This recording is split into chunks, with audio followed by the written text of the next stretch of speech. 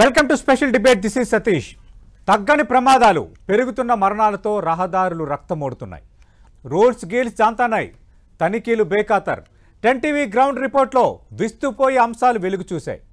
నిత్యకృత్యంగా మారిన రోడ్డు ప్రమాదాలను అరికట్టడం ఎలా, యమపురి మార్గాలకు చెక్ పెట్టేదెలా, ఇదే వాటి స్పెషల్ డిబేట్. దీంట్లో భాగంగా మనతో పాటు పాల్గొంటున్నారు ఆర్టీఏ రిటైర్డ్ ఉన్నతాధికారి సిఎల్ఎన్ గాంధీ గారు తన నివాసం నుంచి లైవ్లో. అలాగే ప్రస్తుతం డిబేట్లో జాయిన్ అవుతున్నారు JNTU disaster management expert professor Lakshmanarao గారు డిబేట్లో జాయిన్ అవుతున్నారు. మరికాసేపులో టీఎంయూ ప్రధాన కార్యదర్శి ఎం థామస్ రెడ్డి డిబేట్లో జాయిన్ అవుతున్నారు. రైట్ గాంధీ గారు, మనం గతంలో ఈ చేవెళ్ల ప్రమాదం, బస్సు ప్రమాదాలు వీటి కోసం మాట్లాడుకున్నాం. కానీ ఎందుకు ఈ ప్రమాదాలు తగ్గడం లేదు? అసలు బ్లాక్ స్పాట్స్ ఎక్కడెక్కడ ఉన్నాయి, ఈ తీవ్రత తనిఖీలు ఏ స్థాయిలో ఉన్నాయన్న దానిని ఒక సామాజిక బాధ్యతగా 10 టీవీ గత వారం రోజులు ఒక డ్రైవ్గా తీసుకుంది సార్. తీసుకుని చాలా వివరాలు సేకరించింది. మా ప్రతినిధులు అటు హైవేల మీద, ఔటర్ రింగ్ రోడ్డు మీద, అన్ని జిల్లాలకి కనెక్ట్ అయ్యే హైవేస్ మీద ప్రమాదాలు ఎక్కువ జరుగుతున్న ప్రాంతాల్లో బ్లాక్ స్పాట్స్లో మొత్తం అక్కడున్న లోపాలని ఎత్తి చూపారు ఆ ప్రభుత్వానికి తెలియజేయని ఉద్దేశంతో. ఎంత జరుగుతున్నా ఇన్సిడెంట్లు పెరుగుతున్నాయి కానీ ఎక్కడ తగ్గటం లేదు. మీరు గమనించింది ఏంటి సార్? ఎక్కడ నిర్లక్ష్యం ఉంది, ఎక్కడ లోపం ఉంది? కేవలం వేగం ఒక్కటే ప్రమాదానికి కారణమని వదిలేద్దామా? సతీష్ గారు సార్, మీరు టేకప్ చేసినటువంటి కాజు చాలా మంచి కాజు సార్. ఎందుకంటే ఏదో దున్నపోతు మీద వాన కురిసినట్టు ఇంత జరుగుతున్నా కూడా ప్రజలు కానీ ఎన్ఫోర్స్మెంట్ ఏజెన్సీస్ కానీ పట్టించుకోవటం లేదు. మీరు చూసే ఉంటారు, వరుస ప్రమాదాలు, దారుణమైన ప్రమాదాలు జరిగినాయి. పదుల సంఖ్యలో ప్రయాణికులు, అమాయక ప్రాణులు గాలిలో కలిసిపోతున్నాయి. దీనికి మరి సుప్రీంకోర్టు రిటైర్డ్ జడ్జి గారు కమిషన్ ఉండి ఆయన హైదరాబాద్ వచ్చి చూసి ఇన్స్ట్రక్షన్స్ ఇచ్చి సూచనలు ఇచ్చి ఎలా పాటించాలి అని చెప్పి వెళ్ళారు. సుప్రీంకోర్టు వారు కూడాను ఏమిటి ఇలా ప్రమాదాలు జరుగుతున్నాయి, మీరేం చర్యలు తీసుకుంటున్నారు అని సుప్రీంకోర్టు వారు కూడాను ఆగ్రహం వ్యక్తం చేసిన మాట వాస్తవం. అలాగే నిన్నగాక మొన్న నేషనల్ హ్యూమన్ రైట్స్ కమిషన్ వారు ఈ అన్ని రాష్ట్రాల డైరెక్టర్ జనరల్ ఆఫ్ పోలీసెస్ని మీరు ఈ ప్రమాదాలు అరికట్టి ఈ స్లీపర్ బస్సుల్ని అరికట్టే విధంగా ఏం చర్యలు తీసుకుంటున్నారో నాకు నివేదిక పంపించండి అని సుప్రీంకోర్టు జడ్జి గారు చైర్మన్గా ఉన్నటువంటి నేషనల్ హ్యూమన్ రైట్స్ కమిషన్ వారు కూడా ఆదేశించారు. ఇన్ని జరుగుతున్నా కానీ ప్రమాదాలు ఎందుకు ఆగటం లేదు అని అంటే నేను 2 కారణాలు స్థూలంగా చెప్తాను సతీష్ గారు. చెప్పండి సార్. ఒకటి, మన భారతదేశ జనాభా 141 కోట్లండి. ఈ దేశంలో 29 రాష్ట్రాలు ఉన్నాయి. ఈ రాష్ట్రాల్లో కలిసి మొత్తము దాదాపుగాను 30 నుంచి 35 కోట్ల వాహనాలు దేశం అంతా అన్ని రాష్ట్రాల్లోనూ అన్ని మార్గాల్లోనూ తిరుగుతూ ఉన్నాయి. ఈ వీటిల్లో కనీసం 10 లక్షల 50 నుంచి 60 లక్షల వాహనాలు మాత్రమే రోడ్డు మీద నడవటానికి అనుగుణంగా ఉన్నాయి అనేది నిర్వివాదాంశమైనటువంటి అంశం. ముఖ్యంగా రవాణా వాహనాలైనటువంటి లారీలు, బస్సులు, స్లీపర్ బస్సులు నిబంధనల్ని బేఖాతరు చేసి డ్రైవర్లకి సరి అయినటువంటి శిక్షణ లేకుండా వాళ్ళని బండి మీద నడుపుతూ వాళ్ళకి పని గంటలు సరిగ్గా పాటించకుండా చేయటం వల్ల వాళ్ళల్లో డ్రైవర్లలో నిర్లిప్తత, తొందరగా గమ్యం చేరాలనేటటువంటి ఆదుర్ద,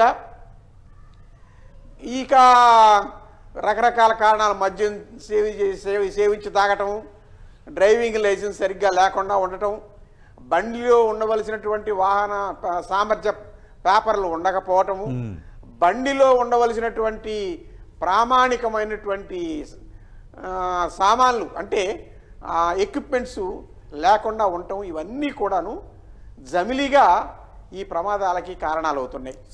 ఇందాక మీరు అన్నారు, మేము సర్వే చేశాము, బ్లాక్ స్పాట్స్ని ఐడెంటిఫై చేశాము, మరి ఆ బ్లాక్ స్పాట్స్ని ప్రభుత్వం దృష్టికి తీసుకొస్తున్నాము, అయినా కూడా ప్రమాదాలు జరగటం లేదు, ఏమిటి దుస్థితి అని మీరు అంటున్నారు. అవును సార్. దీనికి మనం ఇప్పుడు నేను చెప్పాలంటే ఆర్టీసీని నేను ప్రత్యేకంగా పేర్కొంటానండి సార్. ఓకే. ఆర్టీసీకి డ్రైవర్లకి నిబద్ధతగా ట్రైనింగ్ ఇచ్చేటటువంటి వ్యవస్థ ఉంది. డ్రైవర్లని రెగ్యులర్గా చెకప్ చేసి వారు ఆరోగ్య పరిస్థితి చూసి వారు మద్యం సేవించి నడుపుతున్నారా లేదా, వారి రికార్డు సవ్యంగా ఉందా లేదా, వారి ఆరోగ్య పరిస్థితి సరిగ్గా ఉందా లేదా, వారికి లేటెస్ట్ టెక్నాలజీలో వచ్చినటువంటి మార్పుల్ని వాళ్ళకి పరిచయం చేస్తున్నామా లేదా అని ఒక్క ఆర్టీసీ మాత్రమే చర్యలు తీసుకుంటుందండి. ఇక మిగిలినటువంటి ప్రైవేటు వ్యవస్థలో ఉన్నటువంటి గుడ్స్ వాహనాలు కానీ, స్లీపర్ బస్సులు కానీ, టూరిస్ట్ బస్సులు కానీ వీటిని ఏమాత్రము బేఖాతరు చేయటం లేదండి. ప్రజల్లో కూడా ఆ అవేర్నెస్ రావటం లేదు. ప్రజల్లో ఈ బస్సు సరైందేనా, ఈ లారీలో నేను నా సామాను పంపిస్తున్నాను ఇది సరైందేనా, ఈ బస్సులో సామాన్ వేసి పంపిస్తున్నాను ఇది చట్టబద్ధమేనా, ఈ స్లీపర్ బస్సులో సరైన సౌకర్యాలు లేవు నేను వెళ్ళగలనా అని చూసుకోవటంలే. ఇంకా పైన మన వాళ్ళు ఏమంటున్నారంటే ఈ మధ్యకాలంలో 2 రోజులు చూస్తున్నాను, బస్సులు ప్రైవేట్ బస్సులు ఛార్జీలు విపరీతంగా పెంచేస్తున్నాయి, దండుకుంటున్నారు అని ఒక ఆరోపణ. ఇది కేవలం డిమాండ్ అండ్ సప్లై. నిజానికి ఆర్టీసీ వారు సరి అయిన సంఖ్యలో బస్సులు కనుక ప్రవేశపెట్టగలిగితే ప్రైవేట్ బస్సులు ఆటోమేటిక్గా తగ్గిపోతాయి. ఎందుకంటే ఆర్టీసీ ఒక వ్యవస్థీకరమైనటువంటి సంస్థ. వీళ్ళు ఈ ప్రైవేట్ బస్సు యజమానులు వీళ్ళల్లో ఒక యూనిటీ లేదు, వీళ్ళల్లో ఒక నిబద్ధత లేదు. చట్టాన్ని ఎలా ఎగనామం పెడదామా, చట్టాన్ని ఎలా ఉల్లంఘిద్దామా, చట్టం దొరకకుండా ట్యాక్స్ ఎలా ఎగనామం పెడదామని చూసుకునే వాళ్లే తప్పితే నిజమైనటువంటి ప్రజాసేవ, నిజమైనటువంటి ప్రజలకు సరి అయినటువంటి సౌకర్యవంతమైనటువంటి ప్రయాణం అందిస్తున్నారు అనేది అబద్ధం. ఇది మీరు గమనించే ఉంటారు. సౌదీ అరేబియాలో కూడాను ఒక బస్సు ట్యాంకర్ ని ఢీకొని అక్కడ 40 మంది చనిపోయారు. రాజస్థాన్లో చనిపోయారు, ఆంధ్రాలో చనిపోయారు, ఉత్తరప్రదేశ్లో చనిపోయారు, బీహార్లో చనిపోయారు. ఇలా ఒక డ్రైవరు తన చేతిలో ఇంతమంది ప్రాణాలను పెట్టుకుని తను నిర్లక్ష్యంగా నడుపుతున్నాడు అంటే అతనికి ఎంత రకమైనటువంటి జాగ్రత్తలు ఆ బండి యజమాని చెప్పవలసి ఉంటుందనేది మనం అర్థం చేసుకోవచ్చు, ఖచ్చితంగా నిర్ధారించుకోవాల్సిందే. మరి ప్రయాణికులకు కూడా ఒక ఫీడ్బ్యాక్ ఫామ్, అయ్యా ఈ బస్సులో నువ్వు వెడతావు, ఈ బస్సులో ఈ సౌకర్యాలు ఉన్నాయి, నువ్వు ఒకసారి చెక్ చేసుకో అని చెప్పగలిగేటటువంటి ఫీడ్బ్యాక్ ఫెసిలిటీ లేదు సతీష్ గారు. దాంతో వాళ్ళు ఏదో రాత్రి 10 గంటలకి బస్ స్టాండ్కి వస్తారు, బస్సు ఎక్కుతారు, దుప్పటి కప్పుకుంటారు, నిద్రపోతారు. వాళ్ళకి గమ్యం చేరే వరకు వాళ్ళకి హాయిగా చేరతామని అనుకుంటారు. కానీ గమ్యం చేరేటప్పుడు డ్రైవర్ ఎంత నిర్లక్ష్యంగా డ్రైవ్ చేస్తున్నాడు, ఎంత వేగంతో ప్రయాణం చేస్తున్నాడు. రోడ్డు టెక్నాలజీ బాగా పెరిగింది సతీష్ గారు. ఆ రోడ్డు టెక్నాలజీ పెరిగేసరికి సైనేజ్ కూడా పెరిగిందండి. రోడ్డు 4 లేన్ అవుతుంది, 6 లేన్ అవుతుంది, 8 లేన్ అవుతుంది. సో ఇంత రోడ్లు ఉండి కూడాను రోడ్డు సౌకర్యం ఉన్నా కూడా గ్రామీణ ప్రాంతాల్లో పూర్తిగా ఆపోజిట్. ప్రభుత్వాలు నిధులు విడుదల చేయక సింగిల్ రోడ్లు కూడా పోర్చటం లేదు అనేది వాస్తవం సార్. సింగిల్ రోడ్స్ వాటిని వెడల్పు చేయటం, మధ్యలో మీడియాని పెట్టడం, ఆపోజిట్ ట్రాఫిక్ రావటం అనేది ఒక పెద్ద మీరు గమనించి ఉంటారు. పల్లెటూళ్ళలోనూ ఇవి మన సిటీలో కూడాను ఆపోజిట్ సైడ్ వాడు 2 వీలర్ రాడు వస్తాడు. ఎందుకంటే దూరం ఎక్కడో ఉంటుంది యూటర్న్, అంత దూరం ఎవరు పోతారులే నేను జాగ్రత్తగానే ఉన్నాను కదా అని. సో తెలిసి ప్రయాణికులు వాళ్ళ ప్రాణాలకి నష్టం కొని తెచ్చుకుంటున్నారు. ఇక్కడ ప్రయాణికులు అంటే రోడ్డు ప్యాసింజర్, రోడ్డు మీద ఉండేటటువంటి అందరూ కూడాను బస్సులో ప్రయాణించే వాళ్ళు కాదు. 141 కోట్ల మంది ప్రజలు ఉన్న మన భారతదేశంలో కేవలం 60-70 కోట్ల వాహనాలు ఉన్న నేపథ్యంలో అందులో ఈ 15 నుంచి 16 కోట్లే నిబంధనలు పాటిస్తున్నప్పుడు మిగిలిన వాళ్ళు ఎవరు పాటించలేదనేదే అర్థం. అంతే కదా సార్. అవును. మరి వాళ్ళని పాటింపజేయాల్సిన విధంగా అవేర్నెస్ తీసుకురావాల్సిన బాధ్యత ప్రభుత్వానిది, కార్పొరేట్ సెక్టార్ది, సంఘాలది. ప్రయాణికుల సంఘాలు, యజమానుల సంఘాలు, పోలీసు వారు అందరూ కలిసి మీటింగులు పెట్టుకుని అబ్బాయి ఇదిగో కార్యాచరణ సమితి, సుప్రీంకోర్టు ఇలా చెప్పింది, హ్యూమన్ రైట్స్ కమిషన్ ఇలా చెప్పింది అన్నట్టుగా ఇది ఒక మేజర్ ఎజెండాగా తీసుకోవాలి సార్. ఇది మేజర్ ఎజెండాగా తీసుకోవాలి, అలా తీసుకోవాలండి. లక్ష్మణరావు గారు, ఆ రకంగా నేను 10 టీవీ వారిని అభినందిస్తున్నాను. Sir thank you sir. Lakshmanarao గారు, సిఎల్ఎన్ గాంధీ గారు ఈ రంగంలో చాలా నిష్ణాతులైన వ్యక్తి. ఆయన చాలా అంశాలు చూశారు. రెండోది, చాలా నిక్కచ్చిగా వ్యవహరించడం వల్ల ఒకనొక సందర్భంలో ఒక మంత్రికి చెందిన సోదరుడు గట్ట వచ్చి ఇష్యూ చేయడం అనేది కూడా అప్పట్లో సంచలనం అయింది.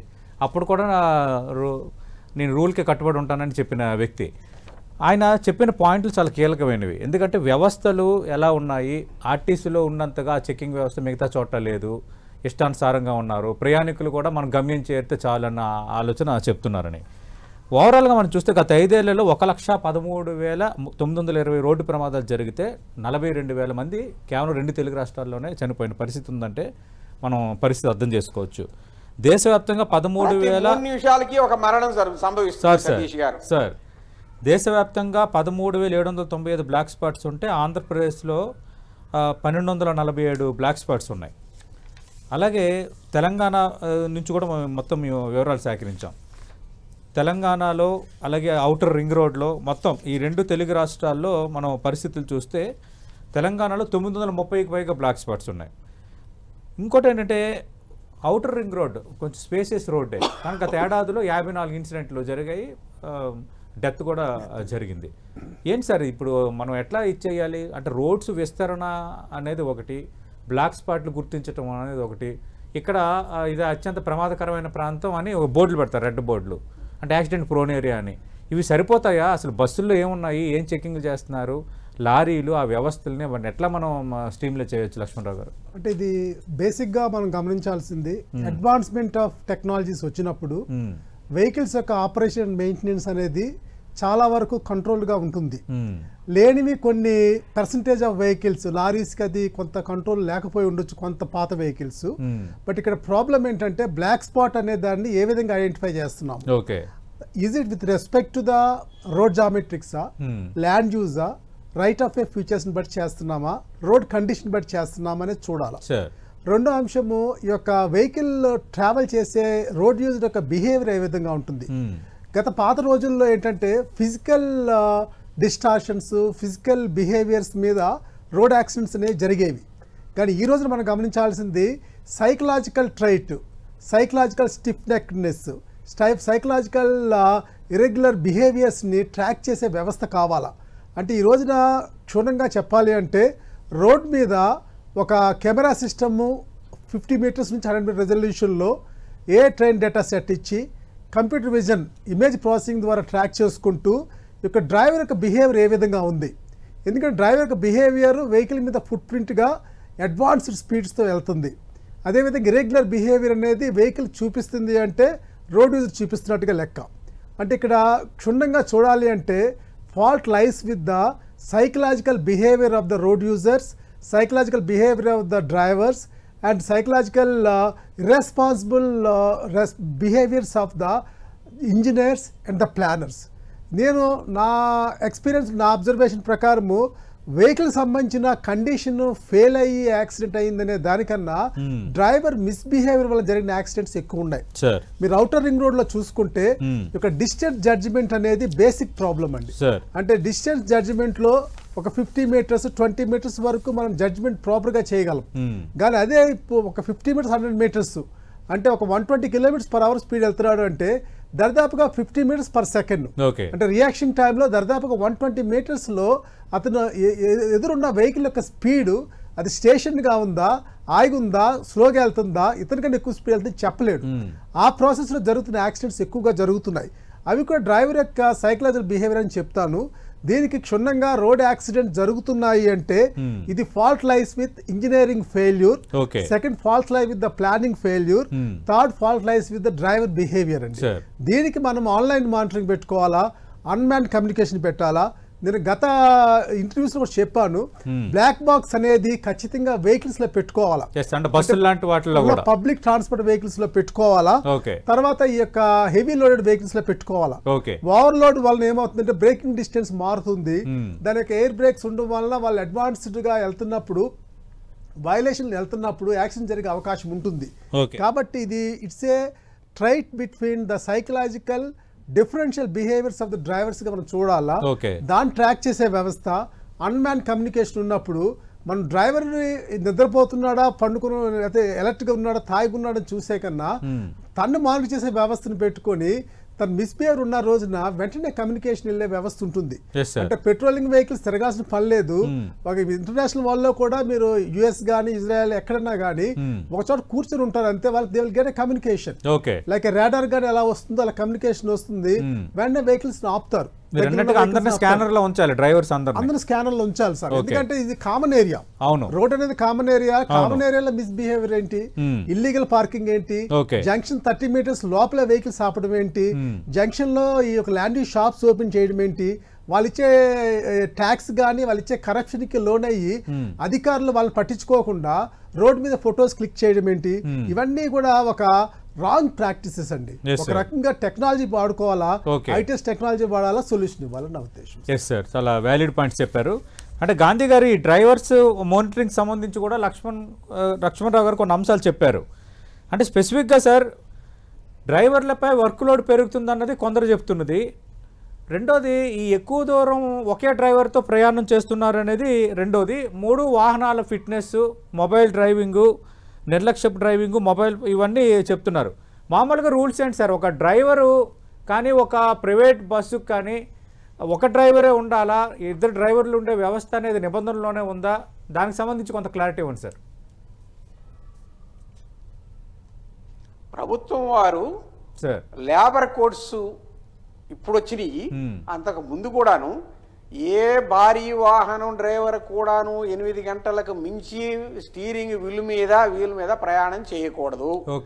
ఈ 8 గంటల ప్రయాణంలో కూడాను కనీసం 2 సార్లు విశ్రాంతి తీసుకోవాలి. ఆ విశ్రాంతి కోసమే రోడ్డు సైడు ఈ ఎమ్యూనిటీస్ సెంటర్స్ కూడా ఏర్పాటై ఉన్నాయి.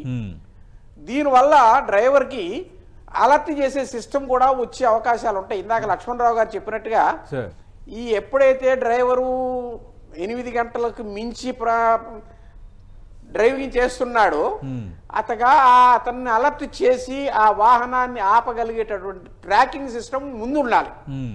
వెనకాల ఉంటే ఉపయోగం లేదు. There should be a mechanism to stop the vehicle.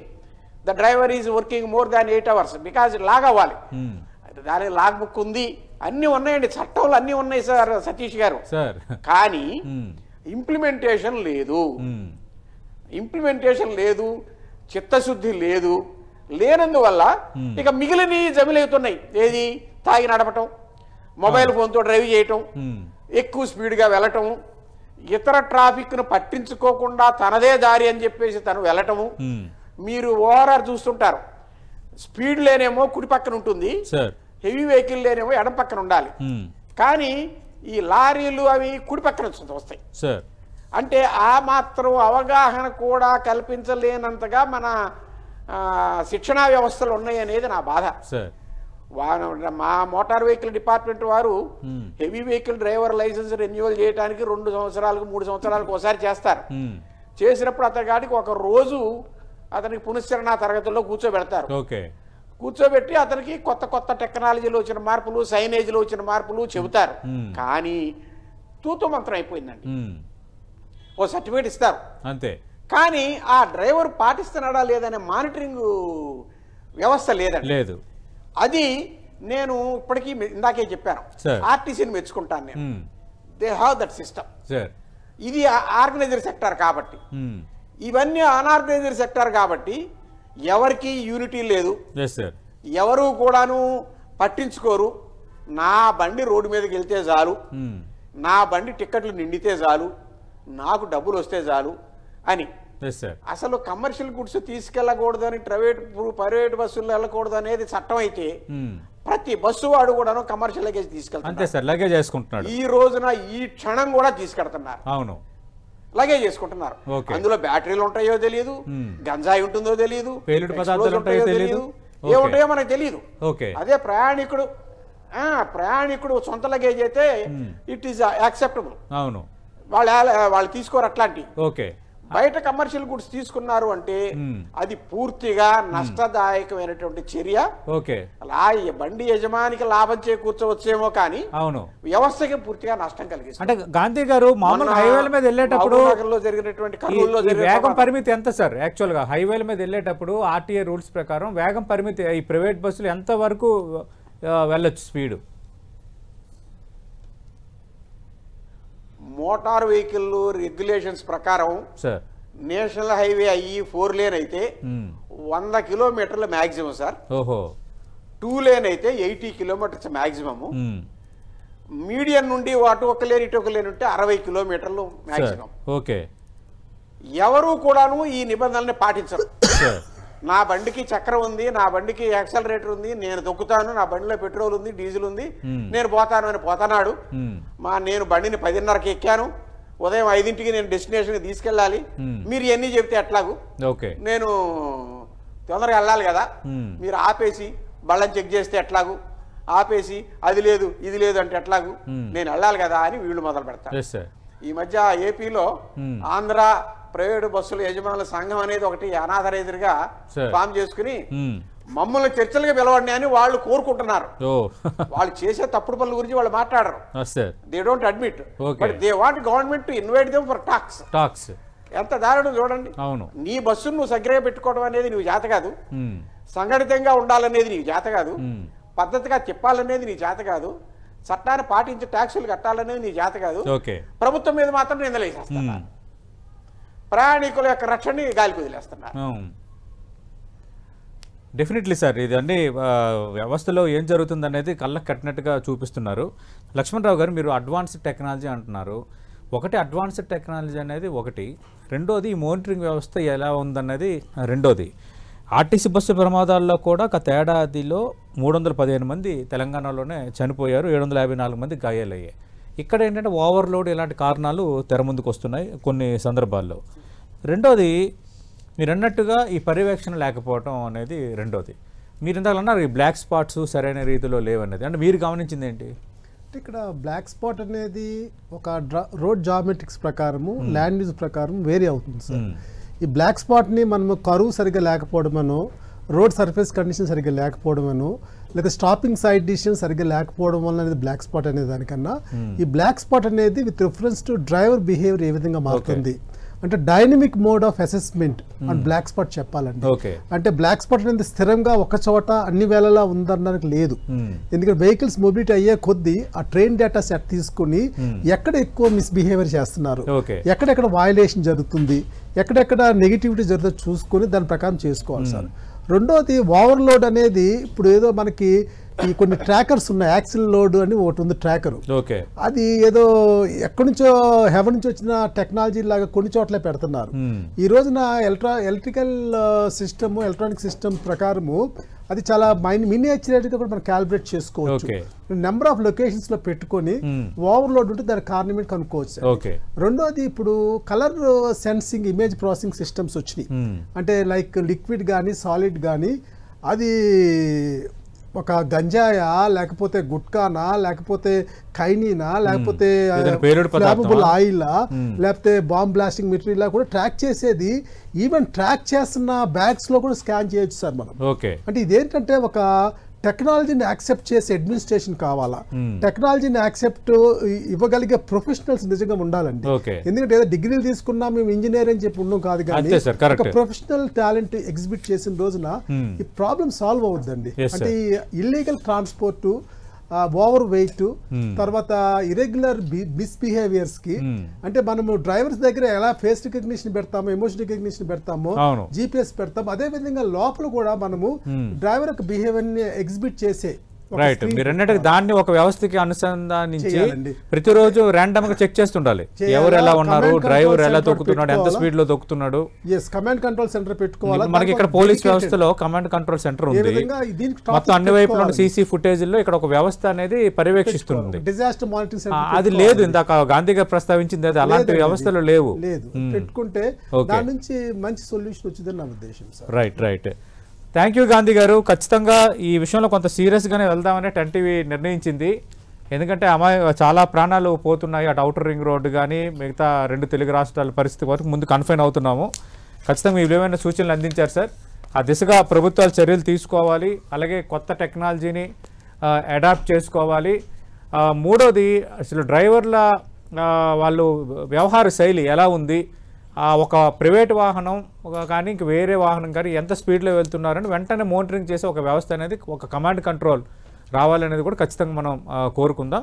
Thank you Gandhi గారు, మీ విలువైన సమయం కేటాయించారు 10 టీవీకి. Thank you Lakshmanarao garu. ఇది కిల్లర్ రోడ్స్పై డెత్ ట్రావెల్స్ 10 టీవీ స్పెషల్ డ్రైవ్కి సంబంధించి స్పెషల్ డిబేట్.